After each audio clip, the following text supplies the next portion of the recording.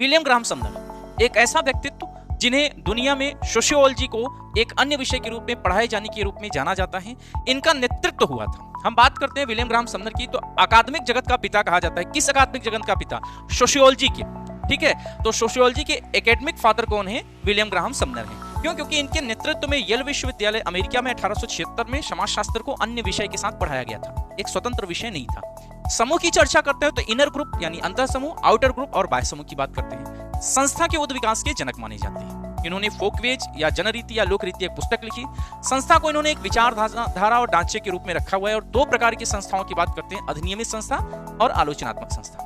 इनकी एक बहुत अच्छी कॉन्सेप्ट आती है एथनोसेंट्रिज्म की, जिसे निर्जातीयतावाद या स्वजाति केंद्रितवाद कहा जाता है, जिसका मतलब ये होता है कि एक व्यक्ति जिस संस्कृति जिस धर्म का होता है उसे बहुत ऊंचा और बड़ा ही उसका कह सकते हैं नाम प्रचार प्रसार करता है, बहुत श्रेष्ठ मानता है।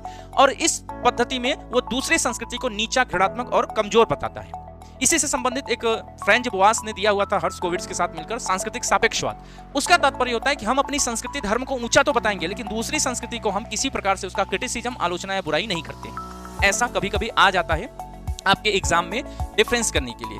विलियम ग्राहम समनर केलर के साथ मिलकर कहते हैं अंतःविवाह रूढ़िवादी है, कंजर्वेटिव, और बहुविवाह प्रगतिवादी है। तो एक कॉन्सेप्ट विलियम ग्राहम समनर, सारे क्वेश्चंस का आंसर मिल गया। क्लियर? चलिए, तो उम्मीद करूंगा कि आप सबको ये पॉइंट समझ में आया होगा।